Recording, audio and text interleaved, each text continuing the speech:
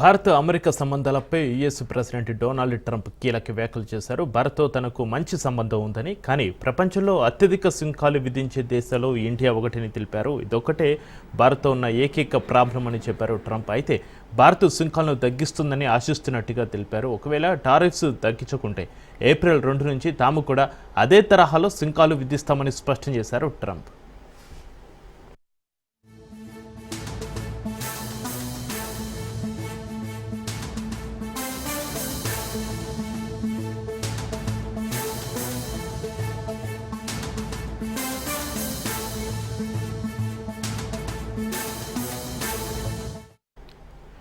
India పశ్చిమాసియా Europe ఆర్థిక corridor గురించి ట్రంప్ స్పందిస్తూ ఇది గొప్ప దేశాల సమూహం అని కొనియాడారు. ఈ కారిడార్ యుఎస్ వాణిజ్యానికి హాని కలిగించాలనుకునే దేశాలను ఎదుర్కొంటుందని నొక్కి చెప్పారు. తమకు శక్తివంతమైన వాణిజ్య భాగస్వాముల సమూహం ఉందన్నారు.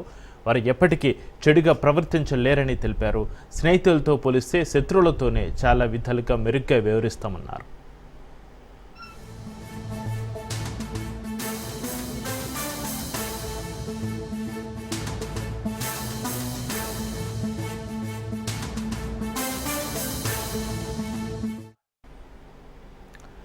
ఇక మరోవైపు ట్రంప్ అమెరికాను ముంచేస్తాడా, అమెరికన్లకు మెడిసిన్స్ కూడా దూరం చేస్తాడా అనే అనుమానాలు రేకెత్తుతున్నాయి. ఇండియాపైనే అమెరికా ఆధారపడుతుంది. జెనరిక్ ఔషధాలలో దాదాపు సగభాగం భారతదేశం నుంచే వెళ్తాయి. 2022లోనే భారతీయ జెనరిక్స్ $219 బిలియన్లను ఆదా చేసింది. ఈ నేపథ్యంలో ట్రంప్ వ్యవహారం కాస్త ఇటు జెనరిక్ మెడిసిన్స్ పైన పడే ప్రభావం ఉందని తెలుస్తుంది. దీంతో ట్రంప్ అమెరికన్లకు మెడిసిన్స్ కూడా దూరం చేస్తాడా అనే చర్చ జరుగుతోంది.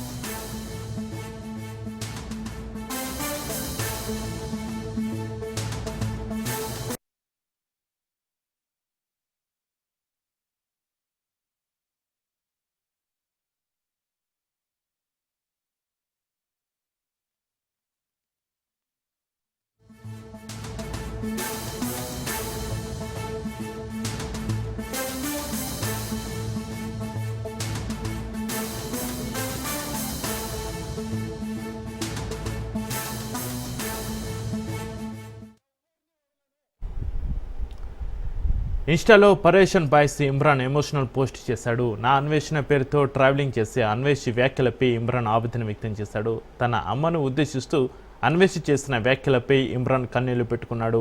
ఎవరూ మాట్లాడలేని విధంగా తన అమ్మపై అసభ్యకరంగా అన్వేష్ ఆరోపణలు చేశాడని ఇమ్రాన్ కన్నీళ్లు పెట్టుకున్నాడు. అన్వేష్పై చర్యలు తీసుకోవాలని సీఎం రేవంత్ని సోషల్ మీడియా వేదికగా కోరాడు. అన్వేష్పై కూడా చాలా ఎఫ్ఐఆర్లు ఉన్నాయని వీడియోలో వివరించాడు. అంతేకాకుండా వ్యక్తిగతంగా కుటుంబ సభ్యులపై ఆరోపణలు చేయడం ఏంటని నిలదీశాడు ఇమ్రాన్. కాగా ఇప్పటికే బెట్టింగ్ యాప్స్ ప్రమోటింగ్ కేసులో పరేషన్ బాయ్స్ ఇమ్రాన్పై ఎఫ్ఐఆర్ నమోదు చేశారు పోలీసులు. త్వరలోనే ఇమ్రాన్ను విచారించే అవకాశం ఉంది.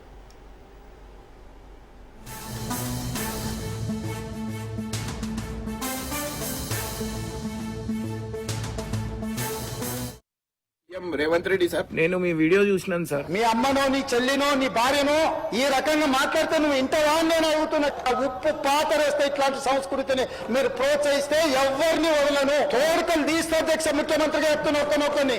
సోషల్ మీడియాలో లక్షల మంది ముందల వీళ్ళ అమ్మగారు చార్మినార్ దగ్గర అసలు లేనిపోని అన్ని ఆరోపణలు అన్ని వేసేస్తున్నారు సార్. మన నచ్చకపోతే మమ్మల్ని క్వశ్చన్ చేసి అడగచ్చు. తప్పు తమ్నెల్స్ పెట్టి బిజినెస్ అనే పేరుతోని డబ్బుల కోసం వ్యూస్ కోసం, కానీ ఇట్లా ఇంట్లో తిట్టడానికి మా డాడీ బతికే ఉన్నాడు, మా డాడీ చచ్చిపోయినా చెప్తారు సార్. మేము కూడా బెట్టింగ్ యాప్ కి అగెనిస్ట్ ఉన్నాం సార్. గతంలో పెద్ద పెద్ద ఇన్ఫ్లుయెన్సర్ చూసి చేసినాం. అది ఇప్పుడు పట్టుకొని పర్సనల్ గా అటాక్ చేస్తున్నారు సార్. చట్టాలు అనేవి ఉన్నాయి కదా సార్, దానికి అందరం రెస్పెక్ట్ ఇస్తున్నాం సార్. వీళ్ళెవరు సార్ ఇంట్లో తిట్టడానికి? ఈయన మీద ఎన్నో ఎఫ్ఐఆర్లు ఉన్నాయి. ఎవరు ఏం చేయలేకపోతున్నారు అని చెప్పి ఇష్టం వచ్చిన మాటలు మాట్లాడుతుంది సార్. మీకు ప్లీజ్ నా రిక్వెస్ట్ సార్, దీని మీద ఎమ్మటే యాక్షన్ తీసుకోరి. అండ్ నేను కూడా కేసు ఫైల్ చేస్తున్నాను సార్. దీనికి నా కేసు కూడా ముందు పోవాలన్నట్టు సపోర్ట్. ఇన్స్టాలో పరేషన్ బాయ్స్ ఇమ్రాన్ ఎమోషనల్ పోస్ట్ చేశాడు. నా అన్వేషణ పేరుతో ట్రావెలింగ్ చేసే అన్వేష్ వ్యాఖ్యలపై ఇమ్రాన్ ఆవేదన వ్యక్తం చేశాడు. తన అమ్మను ఉద్దేశిస్తూ అన్వేష్ చేసిన వ్యాఖ్యలపై ఇమ్రాన్ కన్నీళ్లు పెట్టుకున్నాడు. ఎవరూ మాట్లాడలేని విధంగా తన అమ్మపై అసభ్యకరంగా అన్వేష్ ఆరోపణలు చేశాడని ఇమ్రాన్ కన్నీళ్లు పెట్టుకున్నాడు. అన్వేష్పై చర్యలు తీసుకోవాలని సీఎం రేవంత్ని సోషల్ మీడియా వేదికగా కోరాడు. అన్వేష్పై కూడా చాలా ఎఫ్ఐఆర్లు ఉన్నాయని వీడియోలో వివరించాడు. అంతేకాకుండా వ్యక్తిగతంగా కుటుంబ సభ్యులపై ఆరోపణలు చేయడం ఏంటని నిలదీశాడు ఇమ్రాన్. కాగా ఇప్పటికే బెట్టింగ్ యాప్స్ ప్రమోటింగ్ కేసులో పరేషన్ బాయ్స్ ఇమ్రాన్పై ఎఫ్ఐఆర్ నమోదు చేశారు పోలీసులు. త్వరలోనే ఇమ్రాన్ను విచారించే అవకాశం ఉంది. సీఎం రేవంత్ రెడ్డి సార్, నేను మీ వీడియో చూసినాను సార్. మీ అమ్మనో నీ చెల్లినో నీ భార్యనో ఈ రకంగా మాట్లాడితే నువ్వు ఇంటవా అని నేను అడుగుతున్నా. ఉప్పు పాతరేస్తే ఇట్లాంటి సంస్కృతిని మీరు ప్రోత్సహిస్తే ఎవరిని వదలను. తోడుకలు తీస్తే అధ్యక్ష ముఖ్యమంత్రిగా చెప్తున్నా ఒక్కనొక్కని. సోషల్ మీడియాలో లక్షల మంది ముందల వీళ్ళ అమ్మగారు చార్మినార్ దగ్గర అసలు లేనిపోని అన్ని ఆరోపణలు అన్ని వేసేస్తున్నారు సార్. మన నచ్చకపోతే మమ్మల్ని క్వశ్చన్ చేసి అడగచ్చు. తప్పు తమ్నెల్స్ పెట్టి ఫెయిర్నెస్ అనే పేరుతోని డబ్బుల కోసం వ్యూస్ కోసం, కానీ ఇట్లా ఇంట్లో తిట్టడానికి మా డాడీ బతికే ఉన్నాడు, మా డాడీ చచ్చిపోయినా అని చెప్తారు సార్. మేము కూడా బెట్టింగ్ యాప్ కి అగెనిస్ట్ ఉన్నాం సార్. గతంలో పెద్ద పెద్ద ఇన్ఫ్లుయెన్సర్ చూసి చేసినాం. అది ఇప్పుడు పట్టుకొని పర్సనల్ గా అటాక్ చేస్తున్నారు సార్. చట్టాలు అనేవి ఉన్నాయి కదా సార్, దానికి అందరం రెస్పెక్ట్ ఇస్తున్నాం సార్. వీళ్ళెవరు సార్ ఇంట్లో తిట్టడానికి? ఈయన మీద ఎన్నో ఎఫ్ఐఆర్లు ఉన్నాయి. ఎవరు ఏం చేయలేకపోతున్నారు అని చెప్పి ఇష్టం వచ్చిన మాటలు మాట్లాడుతుంది సార్. మీకు ప్లీజ్ నా రిక్వెస్ట్ సార్, దీని మీద ఎమ్మటే యాక్షన్ తీసుకోరి. అండ్ నేను కూడా కేసు ఫైల్ చేస్తున్నాను సార్. దీనికి నా కేసు కూడా ముందు పోవాలన్నట్టు. సినిమాలో డ్యాన్స్ స్టెప్స్పై మహిళా కమిషన్ సీరియస్ అయింది. ఇటీవల సినిమా పాటలో మహిళలను కించపరిచేలా స్టెప్పులు వేయడంపై మహిళా కమిషన్కి ఫిర్యాదులు అందాయి. దీంతో దర్శకులు, నిర్మాతలు, కొరియోగ్రాఫర్లు బాధ్యతాయుతంగా వ్యవహరించాలని కమిషన్ హెచ్చరికలు చేసింది. అభ్యంతరకరమైన డ్యాన్సులను వెంటనే నిలిపివేయాలని మహిళా కమిషన్ ఆదేశించింది. లేదంటే చట్టపరమైన చర్యలు తప్పవని వార్నింగ్ ఇచ్చింది.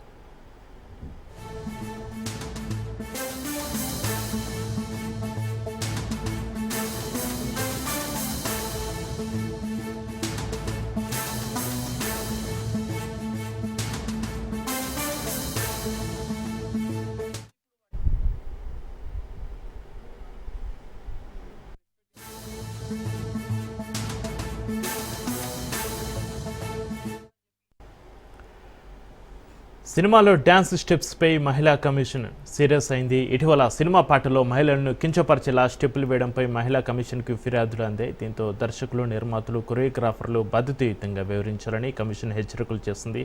అభ్యంతరకరమైన డ్యాన్సులను వెంటనే నిలిపివేయాలని మహిళా కమిషన్ ఆదేశించింది. లేదంటే చట్టపరమైన చర్యలు తప్పవని వార్నింగ్ ఇచ్చింది.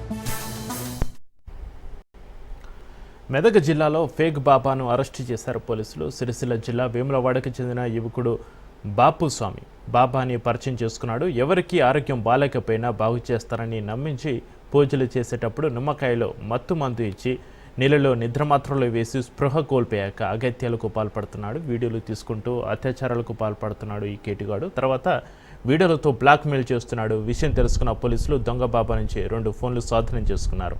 బాపుస్వామిని అరెస్టు చేసి రిమాండ్కు తరలించారు పోలీసులు.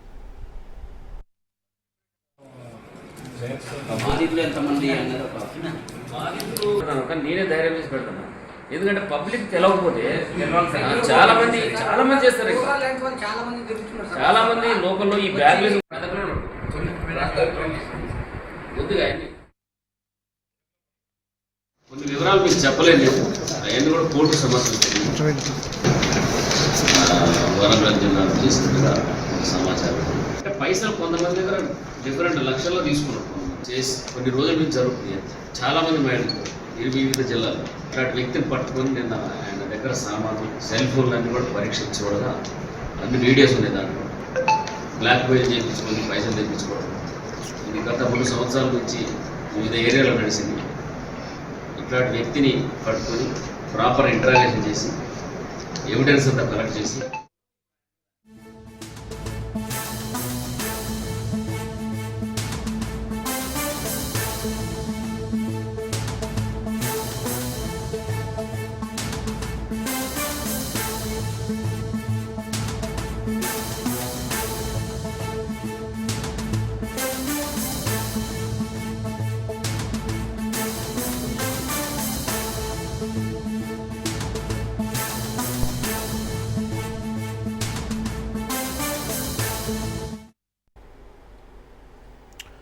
రైట్ బ్రేకింగ్ న్యూస్ చూస్తున్నాం. హైదరాబాద్ అంబర్పేటలో కారు బీభత్సం సృష్టించింది. అతివేగంగా వచ్చి ఓ దుకాణంలోకి దూసుకెళ్లింది. అంతకుముందు దుకాణం ఎదుట ఉన్న 6 బైకులను ఢీకొట్టింది. ఈ ఘటనలో 5గురికి తీవ్ర గాయాలయ్యాయి. 6 బైకులు ధ్వంసమయ్యాయి. విషయం తెలుసుకున్న పోలీసులు ఘటనా స్థలానికి చేరుకున్నారు. బాధితుల ఫిర్యాదుతో కారు డ్రైవర్ను అదుపులోకి తీసుకున్నారు. ప్రమాదంపై విచారణ చేపట్టారు పోలీసులు.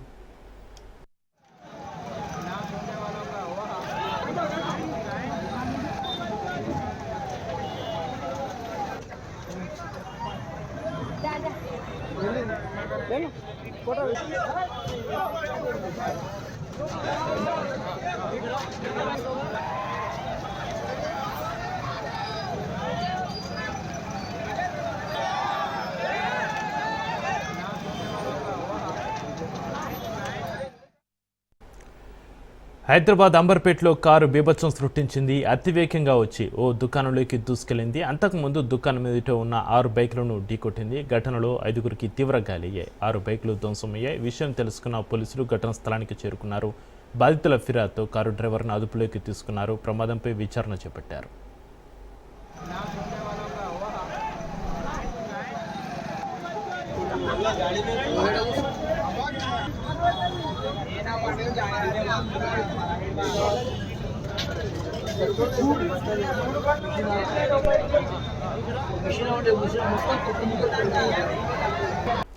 ఇంద్రకీలాద్రి ఉద్యోగుల నియామకాల్లో అవినీతి కలకలం రేపుతుంది. ముడుపులు ఇస్తే అమ్మవారి గర్భగుడిలో డ్యూటీలు వేస్తున్నారని ఆరోపణలు వెలువెత్తుతున్నాయి. ఆరోపణలు ఎదుర్కొంటున్న వారిని ఉద్యోగులుగా నియమిస్తున్నారని విమర్శలు వస్తున్నాయి. ఈవో పేరు చెప్పి పలువురు కింది స్థాయి ఉద్యోగులు అవినీతికి పాల్పడుతున్నారని తెలుస్తుంది. కొండపై జరుగుతున్న అక్రమాలను కట్టడి చేయాలని భక్తులు డిమాండ్ చేస్తున్నారు.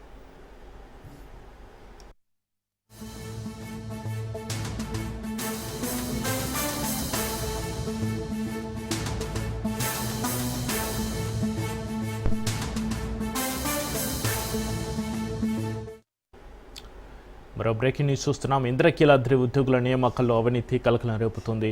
ముడుపులు ఇస్తే అమ్మవారి గర్భగుడిలో డ్యూటీలు వేస్తున్నారని ఆరోపణలు వెలువెత్తుతున్నాయి. ఆరోపణలు ఎదుర్కొంటున్న వారిని ఉద్యోగులుగా నియమిస్తున్నారని విమర్శలు వస్తున్నాయి. ఈవో పేరు చెప్పి పలువురు కింది స్థాయి ఉద్యోగులు అవినీతికి పాల్పడుతున్నారని తెలుస్తుంది. కొండపై జరుగుతున్న అక్రమాలను కట్టడి చేయాలని భక్తులు డిమాండ్ చేస్తున్నారు.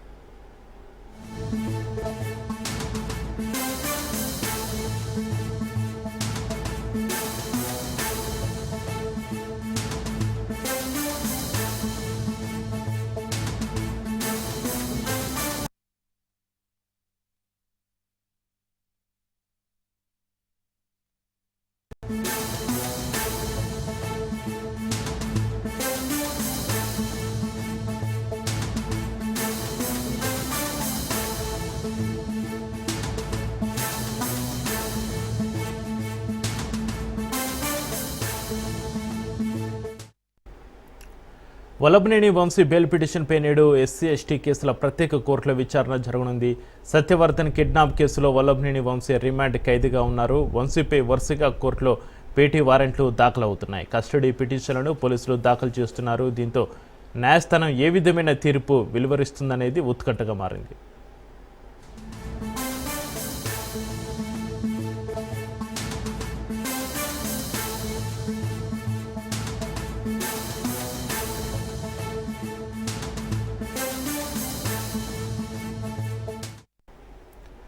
మరో బ్రేకింగ్ న్యూస్ చూస్తున్నాం. వల్లభనేని వంశీ బెయిల్ పిటిషన్పై నేడు ఎస్సీ ఎస్టీ కేసుల ప్రత్యేక కోర్టులో విచారణ జరగనుంది. సత్యవర్ధన్ కిడ్నాప్ కేసులో వల్లభనేని వంశీ రిమాండ్ ఖైదీగా ఉన్నారు. వంశీపై వరుసగా కోర్టులో పీటీ వారెంట్లు దాఖలవుతున్నాయి. కస్టడీ పిటిషన్లను పోలీసులు దాఖలు చేస్తున్నారు. దీంతో న్యాయస్థానం ఏ విధమైన తీర్పు వెలువరిస్తుందనేది ఉత్కంఠగా మారింది.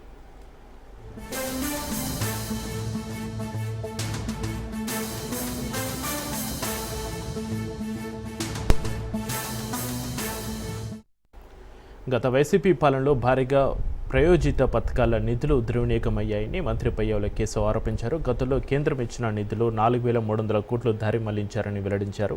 వైసీపీ ప్రభుత్వ నిర్వాహకంతో ప్రత్యక్షంగా కన్నా పరోక్షంగా ఎక్కువ నష్టం వాటిల్లిందని విమర్శించారు. రాష్ట్ర వాటా నిధులు ఇవ్వనందుకు కేంద్రం 300 కోట్ల మేర జరిమానా వేసిందని ఆయన తెలిపారు.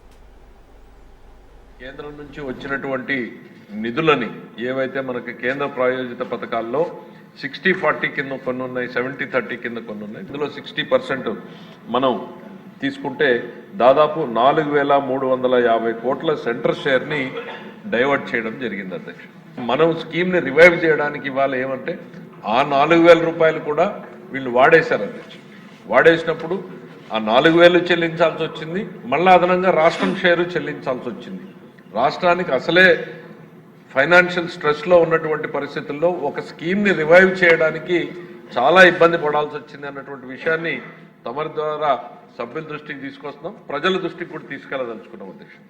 కేంద్ర ప్రాయోజిత పథకాలను ఉపయోగించుకోకుండా పోవడం వలన డైరెక్ట్గా జరిగినటువంటి నష్టం కొంత అయితే, ఇండైరెక్ట్గా జరిగినటువంటి నష్టం చాలా ఎక్కువగా ఉంది.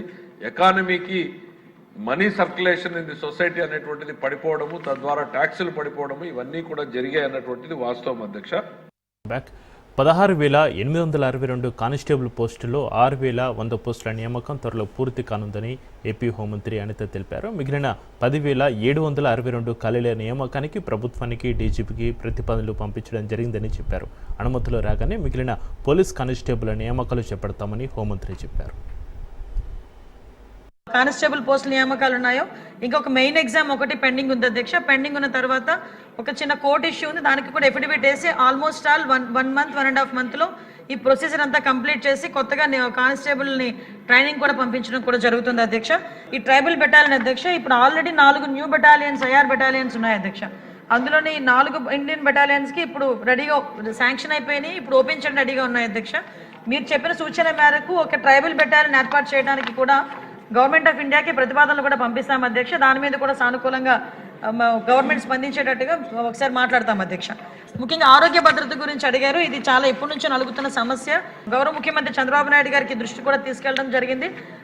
మన డీజీపీ గారు, హోమ్ సెక్రటరీ గారు అందరం కూడా దీని గురించి 2-3 మీటింగ్లు పెట్టుకొని దీన్ని హైబ్రిడ్ మోడల్లో తీసుకెళ్లి ఒక్కొక్క కానిస్టేబుల్ కానీ ఏ పోలీస్ కుటుంబానికైనా దగ్గర 10 నుంచి 15 లక్షల వరకు ఆరోగ్య భద్రత కల్పించేటట్టుగా కూడా ఈ రోజు ప్రతిపాదనలు రెడీ చేయడం జరిగింది అధ్యక్ష. దాన్ని కూడా యాజ్ ఎర్లీ యాజ్ పాసిబుల్ మేము కూడా ఇంప్లిమెంట్ చేసే బాధ్యత కూడా తీసుకుంటాం అధ్యక్ష.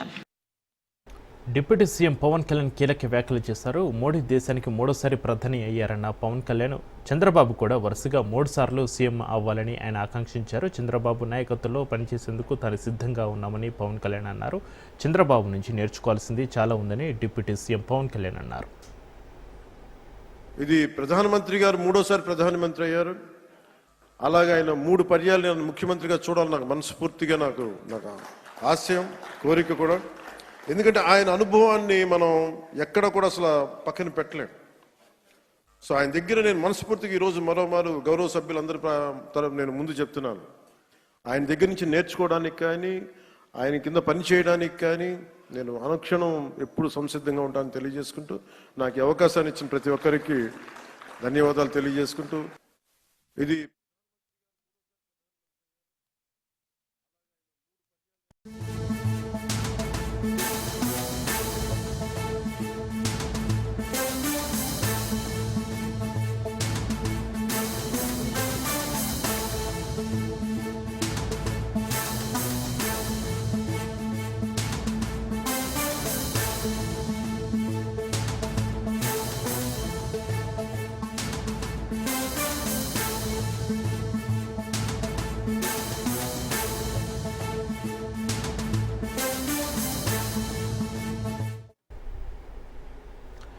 ఇవాళ సాయంత్రం 5 గంటలకు సీఎం రేవంత్ రెడ్డి చెన్నై వెళ్లనున్నారు. డీలిమిటేషన్ దక్షిణాది రాష్ట్రాల సమావేశంలో సీఎం పాల్గొనున్నారు. రేపు చెన్నైలో జరిగే సమావేశంలో సీఎం పాల్గొంటారు. రేపు తమిళనాడు సీఎం స్టాలిన్ నేతృత్వంలో అఖిలపక్ష సమావేశం జరగనుంది. సీఎం రేవంత్ రెడ్డితో పాటు పీసీసీ చీఫ్ మహేష్ కుమార్ చెన్నై వెళ్లనున్నారు.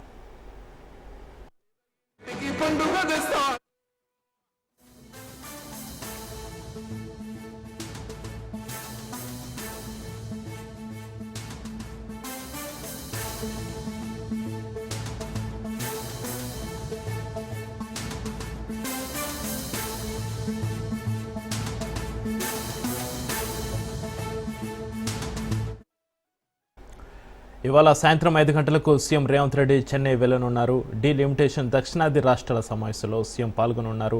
రేపు చెన్నైలో జరిగే సమావేశంలో సీఎం పాల్గొంటారు. రేపు తమిళనాడు సీఎం స్టాలిన్ నేతృత్వంలో అఖిలపక్ష సమావేశం జరగనుంది.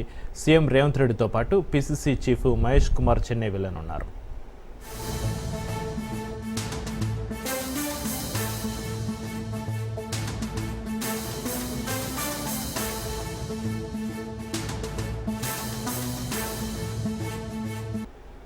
జాతీయ భద్రతా సాగర తీరం పేరిట సిఐఎస్ఎఫ్ 56వ ఆవిర్భావ దినోత్సవ వేడుకలు ఘనంగా జరిగాయి. అందులో భాగంగా పశ్చిమ బెంగాల్ భాగాల నుంచి చేపట్టిన సైకిల్ యాత్ర పశ్చిమ గోదావరి జిల్లా నర్సాపురం చేరుకుంది. పట్టణంలోని ఓఎన్జీసీ టెంపుల్ ల్యాండ్ వద్ద సిఐఎస్ఎఫ్, పోలీస్ శాఖ, రాజకీయ పార్టీల నాయకులు ఘన స్వాగతం పలికారు.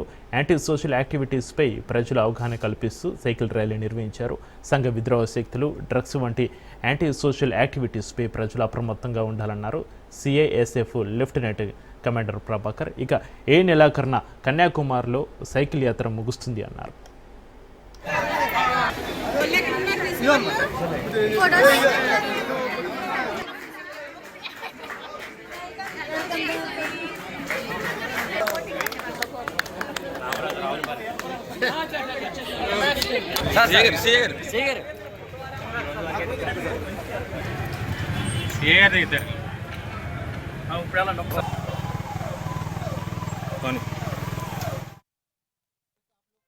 कि भारत में 250 से अधिक बंदरगाह हैं, इसमें से 75 एग्जिम पोर्ट है, जिसमें कि 95% जो व्यापार है भारत का संचालित होता है।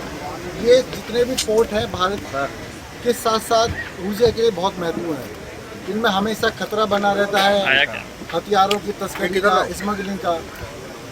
पिछले 50 वर्ष से सीआईएसएफ पोर्ट के साथ साथ जो तटीय स्थान पर जो हमारे जैसे शिपयार्ड है, परमाणु पावर प्लांट है, उसकी सुरक्षा दे रही है। भारत में भ्रमण करने का हमारा इसके साथ साथ मकसद ये भी है कि हम फिजिकली तो लोगों से मिल रहे हैं, वर्चुअली भी जो है लाखों लोग हमारी इस रैली से जुड़ रहे हैं। जैसे इंस्टाग्राम, आपका ट्विटर के माध्यम से इस रैली को देख रहे हैं और वर्चुअली इस रैली से जुड़ रहे हैं।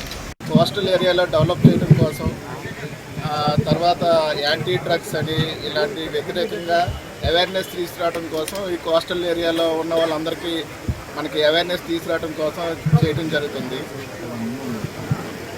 దీనికి భాగంగా మనకి ఇక్కడ నర్సాపురం కూడా ఒక పాయింట్ ఇచ్చి మనకి ఇక్కడ ఆపర్చునిటీ ఇచ్చినందుకు సిఐఎఫ్కి మొత్తం ధన్యవాదాలు చెప్తున్నాం. సరే, ఇది ఇక్కడ నుంచి ఇంకా ఇంచుమించు 5,000 కిలోమీటర్లు చేయాల్సి వస్తుంది. ఇలాగే ప్యారలల్గా అటు నుంచి గుజరాత్ నుంచి కూడా మళ్ళీ కన్యాకుమారి వరకు కూడా ఆల్రెడీ స్టార్ట్ అయిందంట. ఇది ఏంటంటే కోస్టల్లో ఉన్న ఏరియా వాళ్ళకి మొత్తం అందరికీ ఒక అవేర్నెస్ తీసుకురావడం కోసం యాంటీ డ్రగ్స్ కానీ, యాంటీ టెర్రరిజం కానీ ఇలాగ ఏది చేయకుండా ఉండి అందరికీ ఒక అవేర్నెస్ తీసుకొచ్చే ప్రోగ్రాం చేయడం నాకు చాలా సంతోషంగా ఉంది. సిఎస్పి 56వ దినోత్సవాన్ని పురస్కరించుకుని వాళ్ళు ఒక మంచి ఉద్దేశంతో ఈ safe Coast and prosperous India అనే కార్యక్రమాన్ని తీసుకొచ్చారు. జాతీయ భద్రత, సాగర తీరం భద్రత అనే దాన్ని తీసుకుని మొత్తం 125 మంది, సుమారు 125 మంది టీం అండి. మార్చి 7వ తారీఖున సార్ చెప్పినట్టు అమిత్ షా గారి చేతుల మీదకి ఇది ప్రారంభమయ్యి గుజరాత్ నుంచి ఒక టీము, అలాగే బెంగాల్ నుంచి ఒక టీము స్టార్ట్ అయ్యి మొత్తంగా మార్చి 31వ తారీఖు అంటే 25 రోజుల సుదీర్ఘ సైకిల్ యాత్రకు చేసుకుంటూ మన కలకత్తా ఇక్కడ చేరబోతున్నారండి, కన్యాకుమారి చేరబోతున్నారు. సుమారు వీళ్ళందరూ కవర్ చేసేది 6,553 కిలోమీటర్లు. మామూలు విషయం కాదండి. 25 రోజుల్లో 6,553 కిలోమీటర్లు. మొత్తం ఈ 125 మందిలో 14 మంది అమ్మాయిలు కూడా ఉన్నారు, బాలికలు కూడా ఉన్నారు. సో వాళ్ళందరికీ కూడా చాలా ధన్యవాదాలండి. ఇదంతా కూడా వాళ్ళు చేస్తుంది మనకి అవగాహన కల్పించడం కోసం, జాతీయ భద్రత మీద, సాగర్ తీరం యొక్క భద్రత మీద మనకి అవగాహన కల్పించడం కోసం. ముఖ్యంగా మనకి తీర ప్రాంతాల్లో పెరిగిపోయిన ఈ anti social activities like smuggling, drugs, ఇవన్నిటి మీద మన యువత అందరికీ కూడా, వాళ్ళకి నెక్స్ట్ వచ్చే జనరేషన్స్ అందరికీ కూడా, ఈ కమ్యూనిటీస్ అందరికీ, కోస్టల్ కమ్యూనిటీస్ అందరికీ కూడా మంచి మెసేజ్ ఇవ్వడం కోసం పాపం వీళ్ళందరూ యాత్ర చేసుకుంటూ వెళ్తున్నారు.